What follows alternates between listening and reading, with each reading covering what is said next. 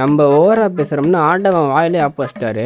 அது என்ன கதைன்னு கதை ஃப்ளோவோடே சொல்கிறேன். காலையில் ஒரு 11 மணி போல் ஏஞ்சி மொதல் வேலையாக படிக்க உக்காந்துட்டேன். நடுவில் நம்ம அன்பு தாய் ஒரு ஜூஸ் அடித்து கொடுத்தாங்க. அதை குடிச்சிட்டு அப்படியே லைட்டாக சாப்பிட்டுட்டு சும்மா வீட்டிலேயே சுற்றிட்டு இருந்தேன். கடைசி 2 நாட்களாக நமக்கு மௌத்தல் சரி, வாயை திறக்க கூட முடியலன்றே, அவ்வளோ வலி. டேப்லெட்லாம் போட்டேன், எந்த பயனும் இல்லை.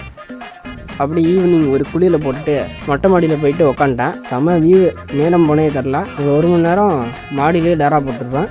அப்புறம் அம்மா கால் பண்ணி அத்தை பொண்ணுலாம் வந்திருக்காங்க, ஏதாச்சும் போய் வாங்கிட்டு வான்னு அனுப்பிச்சி விட்டாங்க. நானும் என்ன வாங்குறதுன்னு தெரியாமல் ஏதோ ஒன்று வாங்கிட்டு வீட்டுக்கு வந்து மொதல் வேலையாக மௌத்தல் சருக்கு ஜெல் வாங்கிட்டு வந்தேன். அதை போட்ட அப்புறம்